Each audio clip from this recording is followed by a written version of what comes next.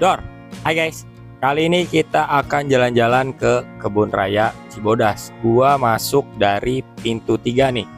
Ada beberapa keuntungan kalau misalnya kita masuk dari pintu 3. Tapi sebelum itu, gua mau kasih lihat dulu denahnya nih ya.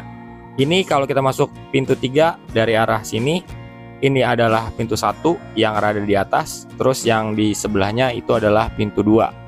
Dan berikut ini adalah harga tiket masuk Kebun Raya Cibodas. Senin sampai Jumat 15.500 per orang, Sabtu Minggu dan hari libur nasional 25.500. Kalau kendaraan roda 2 itu 5.000, lalu roda 4 35.000 untuk self valet ya atau parkir sendiri. Dan keuntungan lainnya kalau misalnya kita masuk lewat pintu 3 ini adalah kita tidak membayar biaya retribusi. Jadi hanya bayar sekali yang di daftar ATM tadi. Lalu yang selanjutnya keuntungannya adalah pemandangannya lebih bagus ya kalau masuk lewat pintu 3. Selain rutenya yang lebih indah karena lewat perkampungan yang agak kecil gitu atau agak terpencil. Dan setelah kita masuk ke dalam lingkungan kebun rayanya, kita juga akan disuguhkan dengan pemandangan seperti ini. Kalian bisa lihat nih, banyak pohon-pohon, terus ada kayak tebing-tebing gitu ya. Dan kalau misalnya kita masuk dari pintu 3, kita akan lebih dekat ke danau ya nanti. Danau terus sama air terjun Ciismun. Nanti kalian bisa lihat nih ya, gua kalau dari sini kita langsung menuju ke danaunya ya. Sebelumnya kita juga akan menemukan beberapa parkiran nih. Biasanya di sini parkirannya berebutan ya. Jadi kalian kalau misalnya di sini udah penuh, ini adalah salah satu parkiran. Kalau di sini penuh, kita harus lurus lagi mencari parkiran yang lain. Apalagi kalau ada acara ya. Biasanya ada acara kayak misalnya perpisahan sekolah gitu atau ada study tour. Nah, biasanya dia akan parkir di sini nih nanti. Setelah yang tadi ya. Kalau tadi itu kecil, nggak bisa masuk banyak mobil atau rombongan ya. Kalau misalnya rombongan nanti ada di sebelah sini. Terus kalau kalian masuk paket wisata misalnya naik bis besar gitu atau rombongan bis besar, itu harus masuk lewat pintu 1 ya. Kalau lewat pintu 3 ini sulit dan parkirannya juga nggak ada. Jadi setelah ini kita akan melihat apa aja sih tempat yang wajib dikunjungi kalau kita lagi di Kebun Raya Cibodas. Yang pertama adalah Taman Sakura ya. Kayak di Jepang nih. Jadi taman ini sangat cocok buat foto-foto atau sekedar melihat bunga sakura yang biasanya tumbuh di Jepang. Tapi untuk menikmati taman sakura ini kita cuma punya waktu 2 kali dalam setahun, yaitu sekitar bulan Januari sampai Februari dan pertengahan tahun Juli dan Agustus. Oke, sekarang kita melihat dulu parkiran yang selanjutnya yang tadi gue bilang lumayan besar ya, tapi ini juga udah penuh karena ada acara yang tadi gue bilang, acara gathering atau kumpulan anak-anak sekolah gitu. Tapi ini tetap nggak bisa pakai bis atau kendaraan besar ya.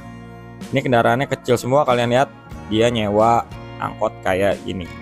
Dan di depan ini adalah parkiran juga ya. Tadi parkiran di bawah sebelah kiri, kanan bawah. Terus di sini juga ada parkiran.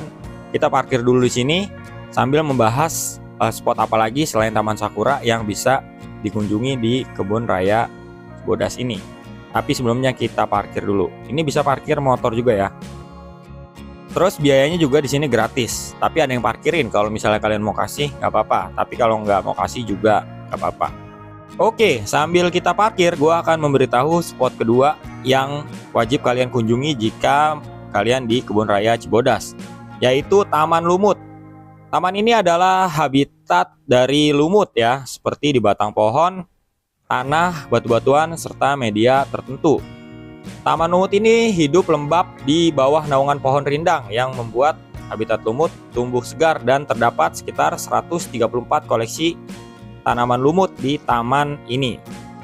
Setelah kita parkir, gua akan menuju ke danau ya yang ada di tengah taman ini. Tapi sebelum itu kita akan melihat dulu larangan di dalam Kebun Raya Cibodas ini. Misalnya dilarang melakukan kegiatan foto tanpa izin, lalu dilarang membuat tenda ya, dan larangan-larangan lainnya kalian bisa baca di situ.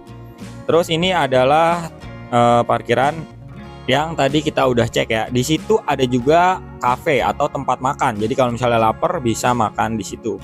Sekarang sambil kita menuju ke arah danau, gua mau memberitahu juga spot selanjutnya yang wajib dikunjungi ya. Tuh ada kuda juga tuh. Kalian bisa naik kuda juga berkeliling ke sini dengan tarif nego. Tanya aja abang-abangnya. Lalu kita akan membahas spot selanjutnya yang wajib dikunjungi, yaitu rumah kaca ya. Rumah kaca yang ada tulisan besarnya konservatori. Nah, di dalam rumah kaca itu ada koleksi tanaman indoor yang dijaga kondisi suhu tanamannya, makanya ditaruh di rumah kaca itu. Ada kayak tanaman kaktus, anggrek, dan sukulen, serta kaktus dan sukulen yang dapat diperjualbelikan. Jadi bisa juga beli kaktus dan sukulen di konservatori tadi ya. Nanti kita akan menuju ke sana. Tapi sebelum itu, kita akan melihat dulu danaunya.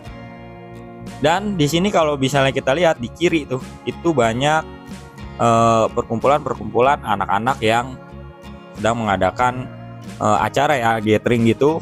Kebetulan memang spot di sini sangat bagus buat gathering atau kumpul-kumpul bagi anak-anak SD atau SMP gitu ya, dan melakukan beberapa fun games gitu, kegiatan-kegiatan yang bisa melatih kebersamaan, kekompakan, dan kecerdasan para siswa-siswi ini ya.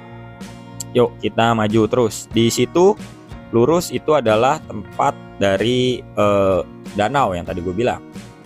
Lalu kita akan melanjutkan spot selanjutnya yang wajib kalian kunjungi kalau ke Kebun Raya Cibodas ini, yaitu air terjun Ciismun.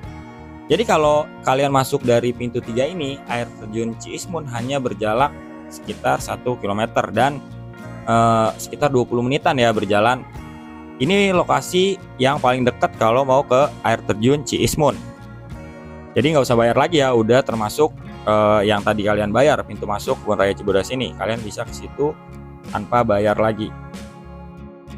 Lalu yang selanjutnya adalah air terjun Cibogo. Kalau air terjun Cibogo ini letaknya sekitar 250 meter, tapi dari pintu masuk utama. Jadi kalau misalnya dari pintu 3 ini lumayan jauh ya ke sana, kalian menurut gua harus bawa kendaraan kalian dan parkir di dekat pintu 1. Jadi bisa lebih dekat. Kalau jalan dari sini jauh banget. Karena ini kan Kebun Raya Cibodas ini sekitar 80 hektar. Kalian bayangin aja kalau dari mapnya itu kalian bisa lihat kalau misalnya jalan dari pintu 3 ke pintu 1 akan memakan waktu sekitar 1 jam ya menurut gua kalau jalan santai. Oke, sambil terus menuju ke arah danau, kita akan membahas spot apa lagi yang wajib dikunjungi kalau lagi di Kebun Raya Cibodas, yaitu bunga bangkai raksasa. Tadinya bunga bangkai ini hanya dipunyai oleh Kebun Raya Bogor ya, tapi sekarang udah bisa kalian lihat di Kebun Raya Cibodas. Tapi kalian harus perhatikan ya, bunga bangkai ini hanya mekar 4 tahun sekali. Jadi kalau misalnya kalian datang saat bunganya nggak mekar, ya berarti kalian hanya melihat bunga bangkai yang biasa, tapi bukan yang lagi mekar, yang besar gini. Jadi gua akan memberi contoh foto yang tidak mekar dan yang mekar. Jadi 4 tahun sekali. Bayangin, agak sedikit lama kalau misalnya mau nunggu sampai bunganya mekar baru kalian kesini. Jadi lebih baik kalau misalnya lagi nggak mekar, kalian bisa melihat spot lain yang menarik juga di Kebun Raya Cibodas ini. Oke, kita terus maju. Kita lihat suasananya sangat asri ya, Kebun Raya Cibodas ini. Kalian bisa lihat pohon-pohonnya juga sangat besar-besar.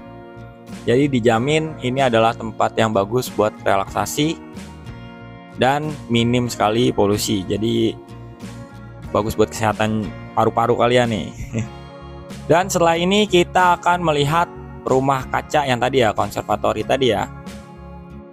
Jadi ini kita sudahi di tempat ini. Kita menuju ke arah rumah kaca yang tadi. Karena gue mau maju ke depan juga nggak ada apa-apa ya. Dan ini adalah rumah kaca yang tadi, tapi di bagian pintu keluarnya ya, di WC. Ini ada toilet umum di sini. Dan rumah kacanya ada di sebelah kanan kalian. Tuh dia. Selain di rumah kaca, kalian juga bisa berfoto atau bersantai di sekitar sini ya. Ini ada taman-taman juga, taman tak bernama tapi di sini. Kalau misalnya mau parkir, kalian tinggal lurus ke samping rumah kacanya. Jadi di sini gua nggak masuk ke rumah kacanya, gue cuma puterin karena gue tidak pengen membeli sesuatu ya di situ, atau tidak ingin melihat sesuatu di situ. Kalau misalnya kalian mau melihat tanaman-tanaman yang kayak tadi gue bilang, anggrek gitu, atau bahkan kalian mau beli, kalian wajib masuk ke dalam situ. Di sini juga ada kolam-kolam kecil ya, bukan danau ya. Coba kita zoom dulu untuk melihat lebih dekat rumah kacanya. Nah, ini seperti ini. Oke guys, gitu aja buat video kali ini. Mohon maaf gua nggak bisa mereview semua tempat di sini, hanya sebagian aja karena memang waktu itu juga nggak terlalu bagus ya.